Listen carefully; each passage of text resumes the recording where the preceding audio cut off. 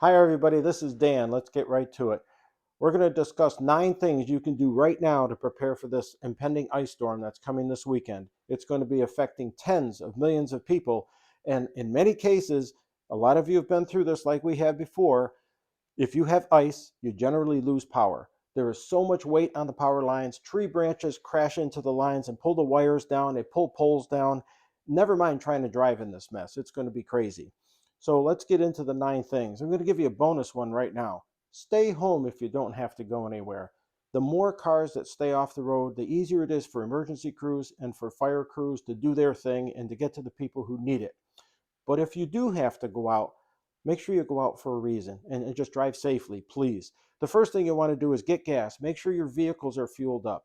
If you have a gas generator that you plan on running, get fuel for that as well. Don't wait any longer. The time to do that is right now. Get some cash while you're out and get it in small denominations. You don't need to be throwing $50 and $100 bills around. You need fives, tens, and 20s because if the power goes down and you may have to barter with your neighbor or do something, because the stores, you can't get to the stores or their electronic payment methods don't work, you need small denominations to make that happen. And it's always good to have a couple $100 at home for an emergency anyway. Buy, gather, and store water. If you have enough water in your house, fantastic. If you don't, go now, get some. Get gallon jugs, get a 5 gallon cooler jug, get the small bottles, whatever you can handle and whatever will work for you and your family. Fill your bathtub. That's a great source for flushing toilets. Have a jug on hand so that you can dip into the water and flush your toilet. You can flush a toilet if you put the water in and kind of shoot it into the bowl from the pitcher. Charge up any weather radios. Charge up your cell phones. Charge up your little portable packs that you may have to charge up your phones. We keep a Midland ER310 radio. It's a crank radio, and no, you don't turn this thing to keep warm. After the ice storm, it's there to help charge the battery. If it's got batteries, make sure you have extra batteries. If it's got rechargeable batteries, charge them now. Know what you make sure the radio works, and there are 7 different weather bands on here. Make sure you know which one you can tune into so that you can clearly hear it. Know where to orient the antenna so you can actually get great reception. These things are great to have on hand. If you've got any portable power supplies like a Jackery 2000, a Jackery 3000 or 5000, make sure it's charged. If you have any of these other products, any Coleman backups or Oops backups or any of these other brands, make sure everything you have is charged and do it now while you still have electricity. You want to test your generator if you have a generator.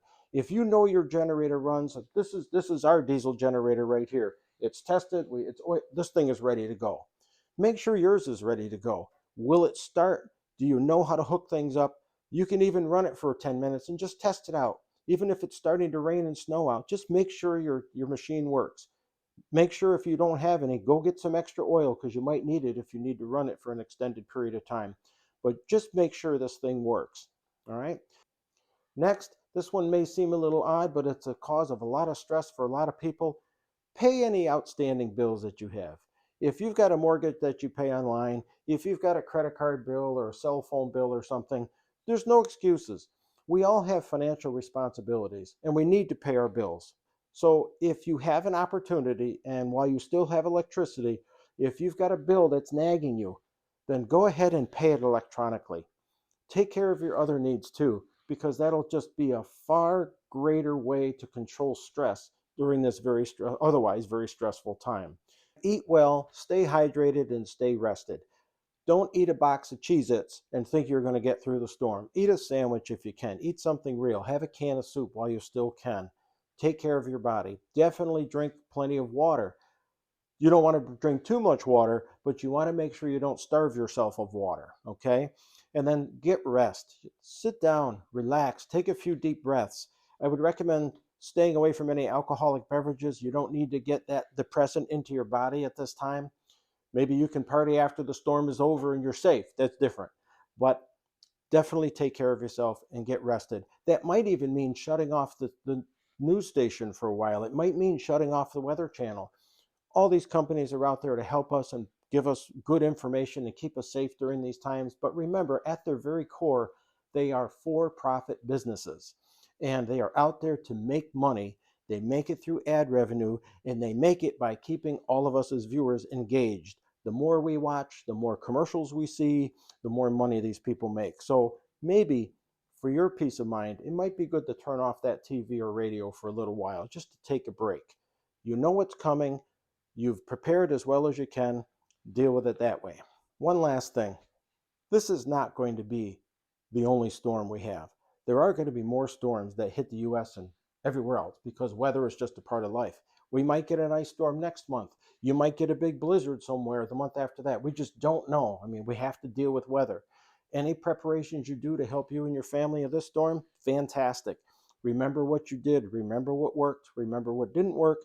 Make a plan for next time. Maybe do what we did. We put together a comprehensive disaster plan for ourselves. It covers hurricanes, it covers snowstorms, it covers wherever we are, we're ready to deal. Maybe that's something you can do for yourself. It takes a little bit to get set up, but it is well worth the time and the effort because when something like this happens, Mary and I can just refer to this and we can help ourselves prepare as best as possible and we can help others. Get yourself some good storm references. We wrote this book, Real Life Hurricane Prep, but it's not just for hurricanes. It covers storm prep, period. It can be used in any event.